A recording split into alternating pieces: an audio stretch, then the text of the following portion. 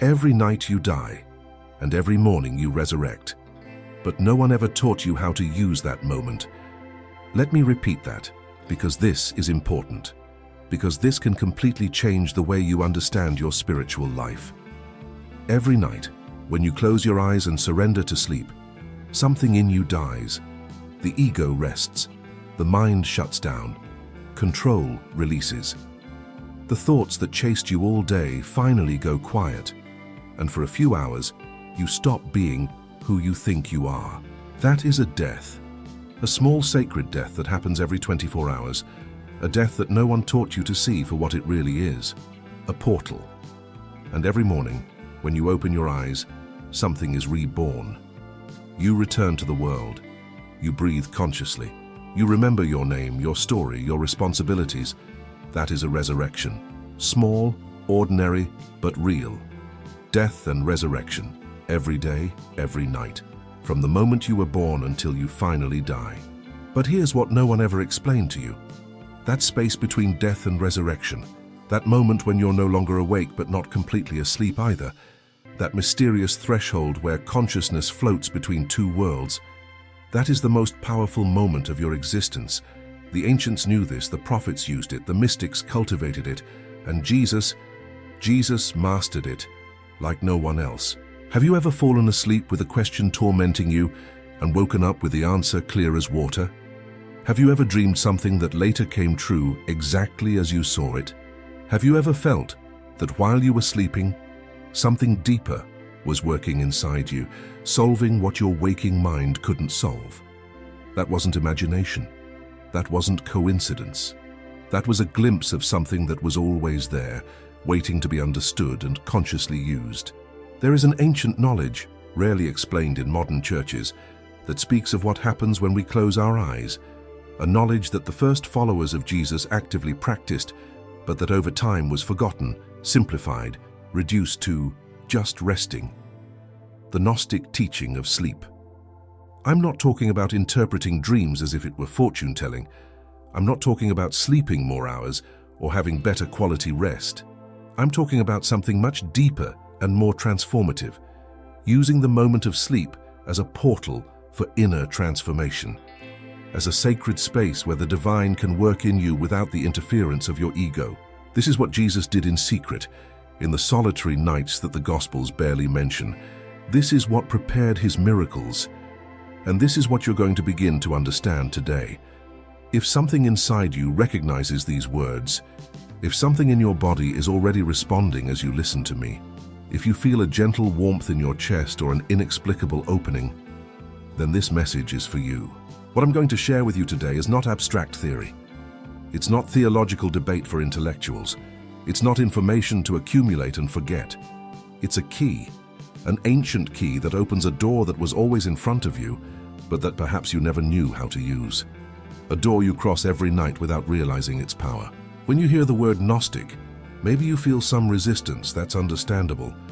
Maybe you were taught that it's dangerous, heretical, far from the true faith. Maybe you heard that the Gnostics were heretics that the church had to fight. But before labels and condemnations existed, Gnosis simply meant knowledge, not intellectual knowledge, not information from books that you can memorize and repeat. Direct knowledge, knowledge that is born from inner experience, knowledge that is felt in the body, not just thought in the mind. And that is exactly what Jesus taught to those who had ears to hear. Jesus never said, "Believe me because I say so." Jesus never said, "Accept this doctrine and you'll be saved." Jesus said, "Come and see, enter and experience. The kingdom is within you. Seek it there." He didn't found stone temples or imposing cathedrals. He didn't write regulations or behavior manuals. He didn't create power hierarchies where some command and others obey. Jesus guided people inward, toward an inner place where truth doesn't need to be defended with arguments, because it is felt, because it is lived, because it transforms. And one of the most powerful moments to enter that inner space is the moment of sleep. Think about this. We spend approximately 1/3 of our lives sleeping, a full third of our existence. If you live 80 years, you will have slept almost 27 years. 27 years of your life. Do you think that enormous time is just to rest the body, just to recover physical energy? The ancients knew it wasn't. The mystics of all traditions knew it wasn't.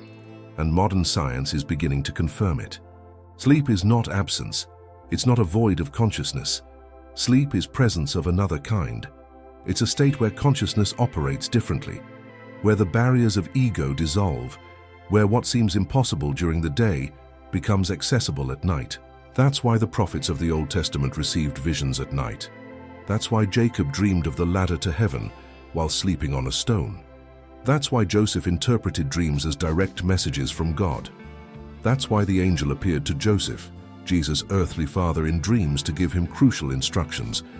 And that's why Jesus withdrew to solitary places at dawn when the world was asleep. There was something that happened in that nocturnal space that couldn't happen in broad daylight, surrounded by crowds, with the mind occupied by 1,000 external demands. And you, even if you never consciously knew it, even if no one explained it to you, have also experienced it. Those nights when you woke up with inexplicable clarity about a problem that tormented you, those dreams that seemed more real than waking life itself, those early mornings when you felt a presence you couldn't name, but that filled you with a peace that didn't come from any external source. That wasn't coincidence. That was the beginning of something. A silent invitation, a call that comes from the deepest part of your being. And today, in this video, we're going to explore together how to respond to that call, how to consciously cross that door that opens slightly every night, how to use sleep not as an escape from life, but as a portal for deep transformation. My sleep is sacred. My night is transformation. Before we go deeper, I need you to understand something important, something that can free you from years of spiritual confusion and unnecessary guilt. If you ever felt that your connection with the divine didn't work as you were promised, the problem is not you. If you ever prayed with all your heart, with tears in your eyes, with genuine desperation, and felt like you were talking to the void, that your words bounced off the ceiling and fell unheard, the problem is not your faith. If you ever read the scriptures looking for something you couldn't find, feeling that there was a hidden dimension, a depth that others seemed to reach but you couldn't touch, you weren't wrong. Your intuition was correct. What happened is that over time, over centuries, certain teachings were simplified, not necessarily out of malice, not because of a dark conspiracy, simply because it was easier to transmit rules than experiences. It was easier to build clear doctrines than to guide mysterious internal processes. It was easier to say, believe this and you'll be saved, than to teach, live this and you'll be transformed. And in that process of simplification, inevitably, something was lost. The interior dimension of spiritual practice was lost. The silent practice that cannot be seen from the outside. The nocturnal work of the soul that happens when no one is watching. Jesus spoke of entering your secret room to pray. But that room was not simply a physical room where you close the door. It was an internal state, a place within you where the noise of the world completely stops, and something deeper, something truer, begins to speak. And what is the most natural moment to enter that secret room? When the outside world turns off, when you prepare to sleep, when the body relaxes and the mind stops fighting. The first Christians, those who walked with the apostles or learned directly from them, knew this. They had specific practices for the night. Prayers that weren't desperate petitions for material things, but conscious preparations for the soul's nocturnal journey. States of receptivity that didn't seek to control sleep, but to surrender to it in a sacred way. This is not heresy. This is not modern invention. This is the root of what later became organized religion. Before the monumental buildings, before the power hierarchies, before the dogmas that divided Christianity, there was this: people consciously entering the inner space where God speaks. And if you're here now listening to this, making it to this point in the video, it's because something inside you recognizes this truth. Something inside you always knew there was more. Something inside you has been waiting, perhaps for years, for this moment to awaken. Maybe as you listen to me, you feel something in your chest. A gentle warmth that doesn't come from outside. An opening where there was contraction before. Maybe your breathing has become deeper without you consciously deciding it. Maybe there are tears you can't explain with logic. That's your body recognizing the truth before your analytical mind. The body is wise. It always was. So take a deep breath right now. Let go of the guilt you carried without reason.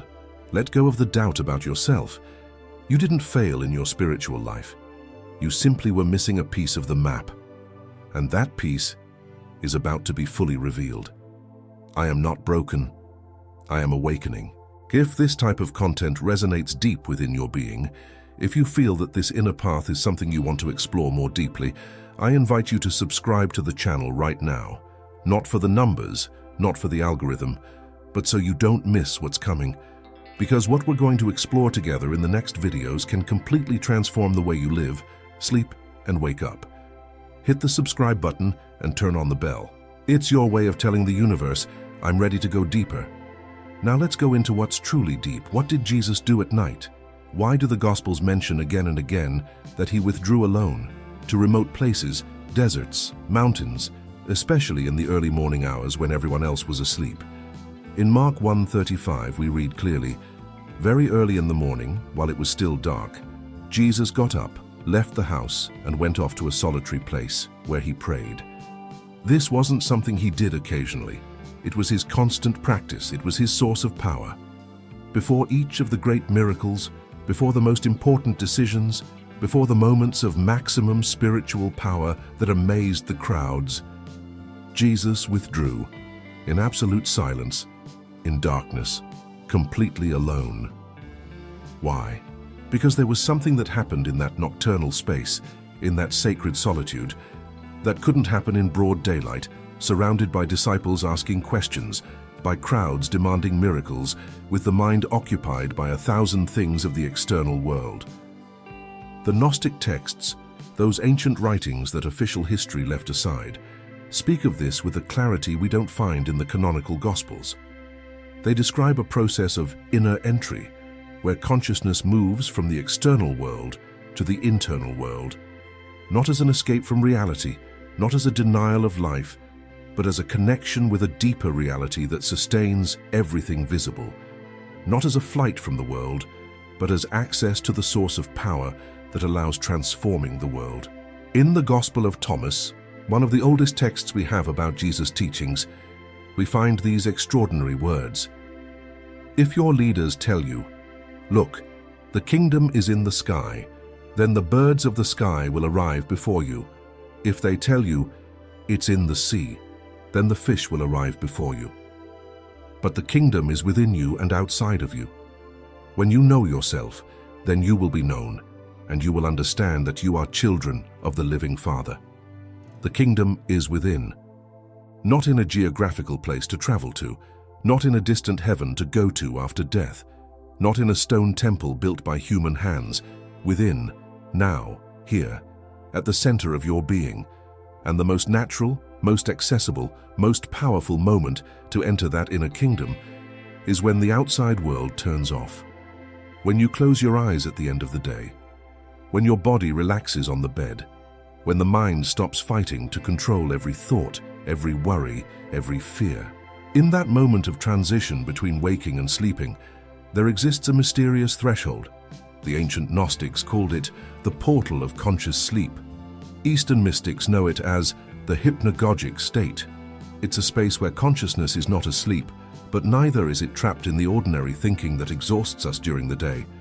It's a state of pure receptivity, of total openness, of sacred surrender. And in that state, something extraordinary can happen. An intention can be planted in deep consciousness, an image of healing, a truth you need to understand, a transformation that needs to occur. Something that during sleep will be processed at levels the waking mind cannot reach, integrated into the body and soul, transformed in silence, and upon waking, manifested in visible reality. This is what Jesus practiced night after night. Remember, every night you die, every morning you resurrect. Jesus knew this cycle deeply. He didn't just know it intellectually. He used it consciously. He entered the nightly death with intention and emerged in the morning resurrection with transforming power. Paul wrote in Colossians 1:27, something that most people read without understanding its depth. Christ in you, the hope of glory. Christ is not just a historical figure who walked through Palestine 2,000 years ago. Christ is an inner presence, a divine consciousness that lives in you right now, a state of union with the divine that doesn't depend on external temples or human intermediaries. And that Christ consciousness awakens more clearly when you fall asleep, not because God only works at night, but because at night, finally, you stop interfering. Your ego rests, your analytical mind goes silent, your need for control temporarily dissolves, and what remains is the pure space where the divine can move freely without meeting resistance. Before multiplying the loaves and fish to feed thousands, Jesus withdrew to solitude. Before walking on the waters of the Sea of Galilee, defying the laws of physics, he was alone in the night while the disciples fought against the storm. Before calling Lazarus back from death, there were days of inner preparation that the Gospels barely mention, but that were absolutely essential for the miracle. The miracles didn't happen by instant magic like in fairy tales. They happened because first, always first, there was invisible preparation, nocturnal work of the soul, conscious planting in the fertile ground of consciousness surrendered to the divine. And now think about your own life. How many times have you tried to change something using only willpower during the day? How many times have you fought and fought against a pattern, against an addiction, against a fear, and felt that your efforts were going nowhere? Maybe the problem isn't that you're not trying hard enough. Maybe the problem is that you're only working with the conscious part of your mind, which represents just a small fraction of your total being. Maybe real transformation requires accessing deeper levels that only open when the daytime ego rests. The kingdom is within me, and every night I go deeper. Now I want you to stop just listening to words and start feeling in your body what we're exploring, because what we're touching here is not information for your mind. It's not content to consume and forget. It's living experience for your whole being. As you listen to me right now, wherever you are, notice what's happening in your body. Maybe you're sitting in a chair in front of a screen. Maybe you're lying in bed listening before sleep. Maybe it's daytime where you are, with sunlight coming through the window. Maybe it's nighttime, and darkness surrounds you as my words fill the silence. But no matter where you are or what time it is in your corner of the world, your body is already responding to what we're exploring. Notice your breathing for a moment. Don't change it yet, just observe it. Has it become slower since you started listening? Deeper? Do you feel the air coming in and out with more calm, with less urgency than when the video started? Notice your shoulders now. Are they more relaxed? Has some of the tension you were carrying without even realizing it dropped? That tension we accumulate every day, layer upon layer, until we no longer feel it because it became normal. Notice your chest, the heart area. Is there a gentle warmth there? An expansion where there was contraction before? Something that opens, like a flower responding to the sun, even though you can't explain it with logic. That's because your body recognizes truth before your analytical mind. The body is infinitely wise, much wiser than we give it credit for. It knows when it's in front of something real, something authentic, something that touches deep levels of being. It knows how to distinguish between empty words that only entertain and words that awaken something dormant. And what we're touching now is very real. Your body knows it, even if your mind still has questions. Think about this. Every night when you lie down to sleep, your body goes through an extraordinary process that you don't consciously control. It happens on its own, guided by an intelligence that is beyond your mind. Body temperature drops slightly, preparing for the nocturnal journey. Muscles release one by one, letting go of accumulated tension. The heart slows its rhythm, beating slower, deeper. Breathing becomes more measured, more rhythmic. Brain waves change frequency, going from active beta to relaxed alpha, then to dreamy theta, then to deep delta. All of this happens automatically, every night, without you having to think about it. Your body knows exactly how to prepare for the mystery of sleep. But there's a specific moment, just before you cross completely into sleep, where consciousness is still present, but the body has already begun to surrender. That moment has a name, the hypnagogic threshold.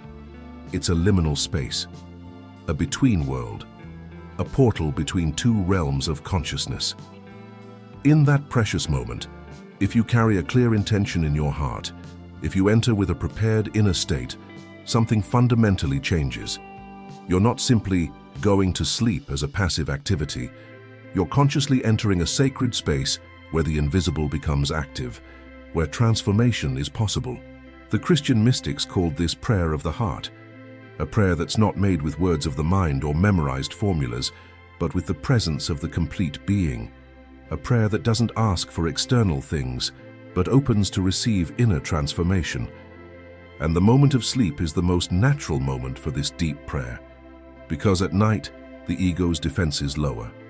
The analytical mind goes silent, and what remains is the pure space of receptive consciousness, ready to be touched by the divine. I'd love to know what part of the world you're listening from right now. Write it in the comments, your city, your country, not just out of curiosity, but because I want you to see with your own eyes that this inner awakening is happening simultaneously everywhere on the planet. From the USA to the UK, from Australia to Canada, from Brazil to India. There are many of us who are remembering what we always knew. You are not alone on this path. Now I want to give you solid foundation for everything we're exploring, because this is not modern invention or new theory. It has deep roots in sacred scriptures and in centuries of contemplative tradition. In the Old Testament, sleep was considered one of the most sacred, most reliable channels of divine communication. God spoke through sleep when other forms of communication didn't work. Joseph, the son of Jacob, was known as the dreamer. His brothers hated him for his dreams, but those dreams were not nocturnal fantasies of an arrogant young man. They were prophetic visions that determined the destiny of entire nations. Joseph's dreams took him to Egypt, saved him from death, and eventually saved his entire people from famine. Daniel, the prophet in the court of Babylon, received revelations during night visions. The mysteries that no sage in the entire empire could decipher, the dreams that tormented powerful kings, were revealed to him while he slept. Sleep was his direct connection to divine wisdom. Jacob had his most transformative encounter with the divine, the famous ladder to heaven with angels ascending and descending, the promise that would change human history, while sleeping on a stone in the middle of the desert. Upon waking, he declared, "Surely the Lord is in this place, and I did not know it." And in Job 33:14-16, we find this written with absolute clarity. For God speaks in one way and in two, though man does not perceive it. In a dream, in a vision of the night, when deep sleep falls on men while they slumber on their beds, then he opens the ears of men and terrifies them with warnings. God speaks while we sleep. It's written clearly. It's not forced interpretation. It's not esoteric reading. It's sacred text, right there, waiting to be taken seriously. But over the centuries, this dimension was set aside. Active waking was emphasized, daytime study of texts, rituals performed in full light, and the nocturnal space, that third of our lives, was relegated to just resting. However, the mystics of the Christian tradition never forgot. Saint John of the Cross, the great Spanish mystic of the 16th century, wrote extensively about the dark night of the soul. He wasn't simply talking about difficult moments in life. He was talking about a deep process of transformation that occurs in inner darkness, when the light of reason turns off and another light deeper and truer begins to shine. Saint Teresa of Avila described states of prayer where consciousness rose beyond ordinary thought, entering what she called the interior mansions of the soul's castle. Many of these peak experiences happened in the silent hours of the night. The Desert Fathers, the first Christian monks of the 3rd and 4th centuries, had specific practices for nocturnal vigils, not to punish themselves by avoiding sleep, but to sanctify it, to enter it consciously, to use the hours of darkness as privileged time for encountering the divine. And the Gnostic texts go even deeper into this teaching. In the Gospel of Philip, we find this extraordinary phrase that deserves long meditation. Those who say they will die first and then rise are in error. If they do not first receive the resurrection while they live, when they die, they will receive nothing. Resurrection is not just a future event that will happen after physical death. It's an awakening that can and should happen now, in this life, in this body, in this consciousness. And sleep. Sleep is like a small daily death, a rehearsal for the greater death.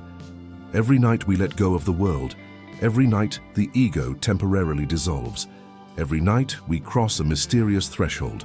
And every night we have the opportunity to experience the death and resurrection that all sacred texts speak of. Modern science, from its own angle, is beginning to confirm what mystics always knew. During sleep, especially during certain deep phases, the brain processes information in a completely different way. Problems that seemed unsolvable during the day find solutions during the night. Einstein said that the theory of relativity came to him in a dream. Tesla visualized his revolutionary inventions during states close to sleep. Countless artists, musicians, and scientists have reported that their best works were born in that nocturnal space. Sleep is a portal. It always was. It's documented in the scriptures. It's present in the mystical tradition of centuries. It's confirmed by the experience of millions of people throughout history. And now, at this moment in human history, this truth is returning with force to those who have ears to hear and hearts to receive. Maybe you're wondering, if this is so real, why didn't I know it before? Why was I never taught this in church or Sunday school? The answer is simple but profound. These teachings require spiritual maturity to be received. They require a heart that is already seeking something deeper than simple answers. They require a soul that is tired of the superficial and ready to dive into the deep. And if you're listening to this now, if you've made it to this point in the video, it's because that moment of maturity has arrived for you. It's because you're ready to receive what was always available, waiting for the right moment. While I rest, God works in me. Now I want to guide you through something completely practical, something you can do this very night when you go to bed. It's not complicated and doesn't require years of spiritual training. You don't need to be a monk or a mystic. You don't need any special preparation. You just need conscious intention and an open heart. When you lie down tonight, before closing your eyes and surrendering to sleep, pause. Don't rush to fall asleep as if it were something to finish quickly so you can rest. Sleep is not the end of the day. It's the beginning of something sacred. Give yourself a few minutes. 5 minutes is enough to start this practice. Over time, if you want, you can extend it. First, notice your body completely. Feel the weight of your body on the bed, on the mattress that supports you with both firmness and softness at the same time. Feel how gravity embraces you, anchors you to the earth. There is nothing to do in this sacred moment, nothing to hold with effort, nothing to solve with the mind. Just being, just existing, just living in this present moment. Then bring your attention to your breathing. Don't change it yet. Don't try to make it deeper or slower. Just observe it exactly as it is in this moment. Notice how the air enters through your nose, fresh, full of life. Notice how it fills your lungs, expanding your chest. And notice how it leaves, warm, carrying tension with it. Each breath is a complete cycle of life. Each inhalation is a small birth receiving life from the universe. Each exhalation is a small death, giving something back. This has been so since your first breath at birth. It will be so until your last breath. Now, as you breathe with this present consciousness, allow a phrase to arise within you. Don't think about it too much. Don't analyze it with the mind. Just let it be in your heart, like a seed you plant in fertile soil, trusting that it will germinate. The phrase is, "While I sleep, my spirit awakens." Repeat this internally, gently, without effort, without forcing anything, as if it were a whisper from the soul to itself, as if it were a truth you simply remember. "While I sleep, my spirit awakens." This is not a desperate petition. It's not a plea to a distant divinity. It's a declaration of truth. It's a conscious opening to what is already real, but that you had forgotten.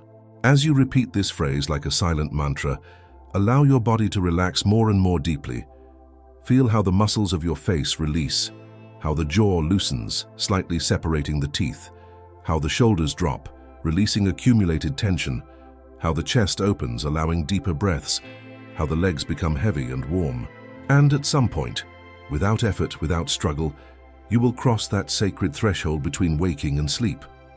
Not as someone fleeing from an exhausting day, but as someone consciously entering the sacred, not as someone who turns off, but as someone who turns on in another way at another level. Maybe tomorrow when you wake up you won't remember any specific dream. Maybe there won't be dramatic visions or spectacular revelations you can tell. It doesn't matter. That doesn't mean nothing happened in the depths. Over time, if you practice this regularly, night after night, something deep will begin to change in you. Not spectacularly at first, not with fireworks or dramatic visions you can show off, but you will change in ways that perhaps others notice before you do. You will wake with a different quality of presence.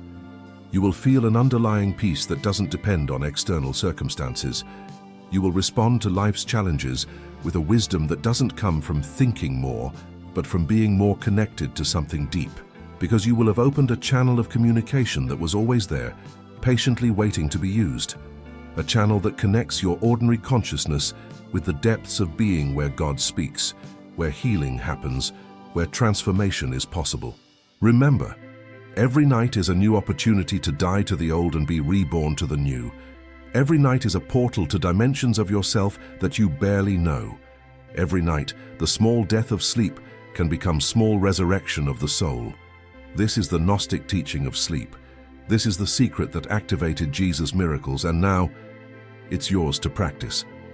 I want you to know that you're not the first or only one to walk this inner path. Throughout all of human history, in absolutely every culture, on every continent, and in every era, people have explored the sacred mystery of conscious sleep. The monks of Mount Athos in Greece practice to this day what they call prayer of the heart, or Jesus prayer during the nocturnal hours, not to avoid sleep as if it was something bad, but to take it to a deeper level of sacred consciousness. They internally repeat the name of Jesus synchronized with each breath and enter states of mystical union that completely transcend ordinary sleep. Some of these monks have practiced this for decades, and their testimonies speak of profound transformations. The contemplatives of the Catholic tradition throughout centuries spoke of nocturnal vigils, not as punishment or painful sacrifice that earned points with God, but as privileged moments of intimate encounter with the divine. They said that in the silence of the night, when the world sleeps and the noise stops, the veil between human and divine becomes thinner, more permeable. Saint Hildegard of Bingen in the 12th century received her famous visions in states between sleep and waking. The revelations that today are officially recognized by the Catholic Church as authentically spiritual came to her in those liminal moments where ordinary consciousness withdraws and another form of knowing activates. Meister Eckhart, one of the greatest Christian mystics in history, taught about the ground of the soul, that inner place deeper than the analytical mind, where God is continuously born in us. And that sacred ground is accessed more easily when the mental noise of the day finally turns off. And not only officially recognized saints experience this, ordinary people in all eras have had moments where sleep became a sacred portal. Mothers who knew instinctively in the middle of the night that something was happening with their children thousands of miles away. People who dreamed of loved ones exactly at the moment of their departure from this world. Sincere seekers who received crystal clear clarity about important decisions when the rational mind had exhausted all its options. This is not rare or strange, it's ancient, it's deeply human. It's an essential part of our spiritual nature that we simply forgot to name and cultivate. What's truly rare is that they made us forget it, that they convinced us that sleep is just physical rest and nothing deeper, that they stole from us the sacred meaning of those nocturnal hours that represent a third of our existence. But that's changing right now, as you listen to these words. More and more people around the world are awakening to this forgotten dimension. More and more people are remembering that night is not absence of light, but presence of another kind of light. More and more people are consciously entering that inner space where real transformation happens. And you, by listening to this until now, by feeling resonance in your heart, join that ancestral and present current. I would really love to know what part of this entire message reached deepest in you. What specific phrase, what idea, what moment in the video touched you in a special way? Write it in the comments, not just for me, but mainly for yourself. Because when you write something, you anchor it in reality. You make it more conscious, you turn it into an active part of your path. And when others read your comment, they'll know they're not alone in this silent awakening. If you're here now, listening to these words up to this point in the video, it's not by chance. Nothing in the spiritual life is coincidence. Think about it seriously for a moment. There are millions of videos on the internet competing for your attention. There are infinite ways to spend time, to entertain yourself, to distract yourself from the deep. There's empty content available 24 hours a day, specifically designed to capture your attention and not let go. And yet, you are here, listening about sacred sleep, about the inner path that Jesus taught, about a dimension of spirituality that most people completely ignore because it requires going deeper, going inward, going beyond the surface. That says something important about you, something you perhaps haven't told yourself enough. Not everyone feels this inner call. Not everyone has this thirst for depth that isn't quenched by superficial answers. Not everyone is willing to go beyond what they were taught as children to find what they always knew in the deepest part of their being. But you do. Clearly, you do. And that makes you part of something bigger than yourself. Not an institution with rules and hierarchies, not an exclusive club with membership, but a current of genuine seekers who throughout all of history have felt that there's something more. That surface religion isn't everything, that there are mysterious depths waiting to be explored. You are what the ancient Gnostics called a pneumatic, someone moved by the spirit, not just by flesh or mind, someone who cannot settle for prefabricated answers that others accept without questioning, someone who needs to experience truth for themselves, not just believe it because others say so. That doesn't make you better than others. It's not about spiritual superiority. It simply means you're at a specific moment on your path, a moment where honest questions become more important than safe answers. A moment where direct experience begins to weigh more than doctrine received secondhand. This channel, this virtual space we share, exists precisely for people like you. Here we don't come to debate who has the absolute truth. We don't come to convince anyone of anything against their will. We don't come to attack what others believe or to feel superior. We come to explore together with humility, to remember together what was forgotten, to awaken together to what was always there. Because although the inner path is walked inward, in the solitude of your own being, it is immensely strengthened when there are others walking the same invisible path, when you know you're not alone in your questions, when you can share experiences and recognize yourself in the testimony of others. What began today in this video doesn't end when the screen ends. It continues when you close your eyes tonight. It continues when you wake tomorrow with a new quality of presence. It continues in every moment of the day where you choose consciousness over automatism, presence over distraction, depth over surface. And I'll be here week after week, video after video, sharing what I'm discovering on this eternal path, so we can walk together inward, toward that secret room where the Father who sees in secret awaits us. Welcome to this sacred space, to this honest search, to this silent awakening that is happening in so many hearts around the world. I am a seeker of the inner kingdom, and my search is sacred. We've reached the end of this video, but by no means the end of the path. The inner path is just beginning for you. What we explored together today was a door that opened, an invitation that was extended, a first conscious step towards something much vaster than we can cover in a single video. The secret of Jesus' miracles wasn't a magic formula that activated supernatural powers like in movies. It was something much deeper and more accessible at the same time. It was a way of living each day, a way of surrendering each night, a way of allowing the divine to work through you, especially when you stop trying to control everything with your small mind. Always remember this truth. Every night you die, every morning you resurrect. That cycle of death and resurrection you experience each day is not poetic metaphor or rhetorical figure. It's the naked reality of your existence. And now that you consciously understand it, you have the extraordinary opportunity to use that natural cycle as a portal for deep transformation. Sleep is a silent teacher that has been with you your whole life. Every night it offers you the opportunity to let go of everything you carry, to trust in something greater, to enter that sacred space where the ego rests and the spirit can move with total freedom. Tonight, when you lie down, Remember everything we explored together. You're not simply going to sleep as a routine act. You're consciously entering a sacred space, a space where real transformation is possible, a space where, while your body rests in bed, your spirit can awaken to dimensions you didn't know. Repeat before crossing the threshold of sleep. While I sleep, my spirit awakens. And trust deeply. Trust the mysterious process. Trust the infinite wisdom of your body. Trust the divine presence that works tirelessly even when you don't perceive it with your ordinary senses. May the peace that surpasses all human understanding guard your heart and mind in Christ. May your nights become sacred portals. May your dreams be seeds of transformation.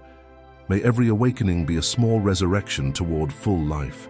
And always remember, in every moment of doubt, the kingdom of God is within you. It always was, it always will be. No one can take it from you because it is your eternal inheritance. You don't need to travel to any sacred place to find it. You don't need approval from any religious leader to access it. You don't need to follow any complicated ritual to experience it. You just need to close your eyes, release control, and consciously enter that inner space that opens every night when you surrender to sleep. That is the revolutionary simplicity of the path Jesus taught. That is the radical freedom the first Gnostics experienced. That is the truth that has been preserved through the centuries by the mystics of all traditions. And now that truth is in your hands, in your consciousness, in your nightly practice. This inner path continues to expand. The video that's appearing on your screen right now will take you deeper into these teachings of the inner path. If something you heard today truly resonated in your heart, don't stop here. The next step is already waiting for you. Click now. I'll see you there, at the next level of this awakening. Until the next awakening. May tonight be the beginning of a new relationship with sleep. May every night from now on be a conscious opportunity for transformation. And may when you wake tomorrow, something in you has already changed forever. The inner Christ awaits. The inner kingdom calls, and you are ready to enter.